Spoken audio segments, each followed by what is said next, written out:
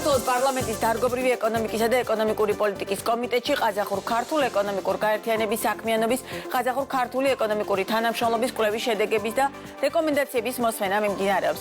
შეხვედრის მიზანს საკანონმდებლო ორგანოსთვის ორი ქვეყნის ეკონომიკური და სავაჭრო ურთიერთობების მნიშვნელობის, ურთიერთობების გაღრმავებასთან დაკავშირებული გეგმების, ხედვებისა და სტრატეგიის გაზიარება, ასევე არსებული პოტენციალის შეფასება წარმოადგენს. მარიამ მინაძე იმყოფებოდა ამ შეხვედრაზე და ის ახლა პირდაპირ ეთერში გვიერთება. მარიამ, რა კონკრეტული მიგნებები და პოტენციალი გამოვლენდა კვლევით ორი ქვეყნის სავაჭრო ეკონომიკური ურთიერთობების გაღრმავების თვალსაზრისით? მოგესალმები, მივესალმები ჩვენს მაყურებელს. პირველ რიგში დავიწყებ იმით, რომ დღესდღეობით არსებული კრიზისების ფონზე უკვე ჩვენ არაერთხელ აღვნიშნეთ იმ სატრანზიტო პოტენციალის ათვისებაზე და მზარდ მაჩვენებლებზე, რაც ორ ქვეყანას გააჩნია და განსაკუთრებით საქართველოს გააჩნია შუა დერეფნის მეშვეობით. ამ თვალსაზრისით კვლევის ავტორებმა და დამსწრე ჩართულმა პირებმა განაცხადეს, რომ მნიშვნელოვანი არის საქართველოს და რეგიონის ქვეყნებმა შეიმუშაონ ერთიანი ტარიფი, რაზეც უკვე მუშაობა დიდი ხანია მიმდინარეობს. ბოლო პერიოდში საკმაოდ აქტიური იყო საქართველოს შეხვედრები, როგორც ყაზახეთთან, ისე აზერბაიჯანთან და შუა დერეფნის მონაწილე ქვეყნებთან, რათა ჩამოყალიბდეს ის ერთიანი ჩარჩო დოკუმენტი, რითიც მოხდება ამ მზარდი ტვირთნაკადის მომსახურება, რითიც შუა დერეფანს ექნება უკვე სამომავლო გრძელვადი ამ პერსპექტივაში უკვე კონკურენტუნარიანი უპირატესობა. ამავე დროს მნიშვნელოვანი არის ისიც, რომ ქვეყნის შიდა დონეზე უნდა დაიწყოს სხვადასხვა ინფრასტრუქტურული გაუმჯობესების სამუშაოები დამატებით, რათა მოხდეს იმ პოტენციალის ათვისება, რაც ქვეყნებს გააჩნიათ. მნიშვნელოვანია ისიც, რომ დღესდღეობით ყაზახეთის არც ერთი ძირითადი საექსპორტო პროდუქციის ექსპორტი არ გადის, ასე ვთქვათ, საქართველოზე. უშუალოდ საქართველოდან კი ყაზახეთში ექსპორტი დაახლოებით 1-დან 2%-მდე ფარგლებში არის, ისიც მოდის მხოლოდ მინერალური, არაალკოჰოლური სასმელებისა და ღვინის ინდუსტრიაზე. ყაზახურმა მხარემ უკვე თავისითაც მოინდომა ამ დერეფნის უფრო მეტად ხელშეწყობა, რაც ძალიან მნიშვნელოვანი იყო იმისთვის, რომ უკვე მოხდეს იმ საჭიროებებში და ინფრასტრუქტურაში ინვესტიციები, რაც აუცილებელია ყაზახური ტვირთების დამუშავებისა და ტრანზიტისთვის საქართველოს გავლით. რაც აქამდე არ ხდებოდა და ყაზახეთის მხრიდან არ ეძლეოდა ამას პრიორიტეტი, ნაყარი ტვირთების მიმართულებით, რაც არის ძირითადი ტვირთი ყაზახური, ეს არის ნახშირი, ნავთობპროდუქტები და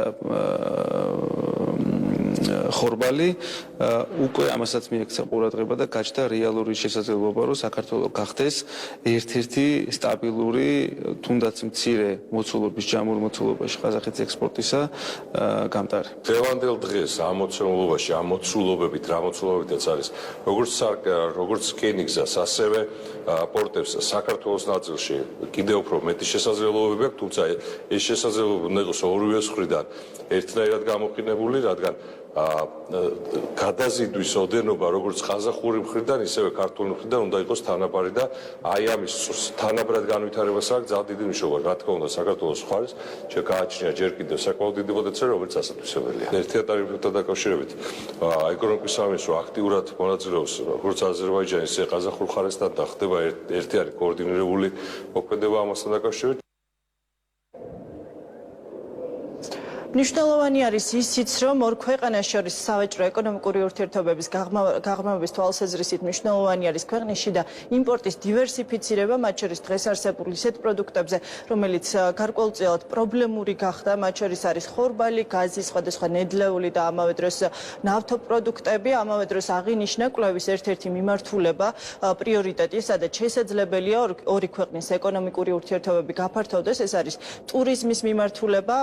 ამ თვალსაზრისით მნიშვნელოვანი არის საქართველოს როლი, გამომდინარე იქედან, რომ ყაზახეთისთვის საქართველოს საკმაოდ მიმზიდველი ქვეყანა არის სავიზიტოდ, 3 საათიანი ფრენის რადიუსში.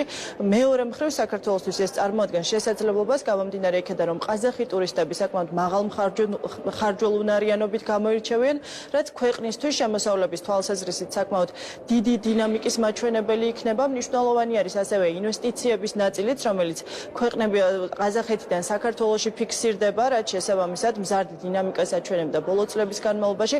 ამ თვალსაზრისით მნიშვნელოვანი არის კვლევის მიხედვით შემუშავებული რეკომენდაციები, რომელიც გულისხმობს იმას, რომ უფრო მეტი კამპანია, მარკეტინგული კამპანია უნდა განხორციელდეს ყაზახეთის ბაზარზე, მათ შორის ექსპორტის პოპულარიზაციის თვალსაზრისით, ტურიზმისა და ინვესტიციების წახალისების თვალსაზრისით.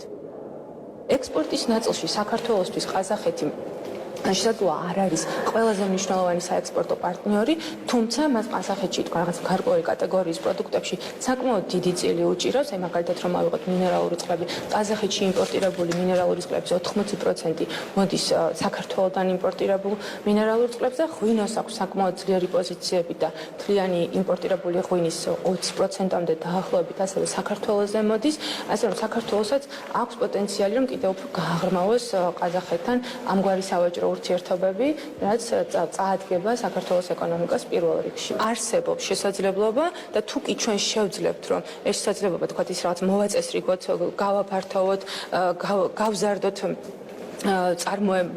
წარმადობა ტერმინალების, მაშინ შევძლებთ რომ ვიყოთ კონკურენტული. რა თქმა უნდა, სატრანსპორტო ინფრასტრუქტურის გაუმჯობესება არის ნომერ პირველი პრიორიტეტი და არა მარტო ინფრასტრუქტურით, არამედ საკანონმდებლო ბაზის უფრო მეტად მოქნილები უნდა გავხდეთ, თუნდაც იგივე სახმელეთო ტრანსპორტის მოძრაობის რეგულირების კუთხით, სარკინიგზო ტრანსპორტის გადაზიდვების მოცულობის ზრდა არის აუცილებელი მომსახურების კუთხით და რა თქმა უნდა საპორტო ინფრასტრუქტურა და პორტის მიღმა ინფრასტრუქტურაც რაც არის ლოჯისტიკური ჰაბები და ტერმინალები, რაც აუცილებელია ამ ტვირთის დამუშავებისთვის.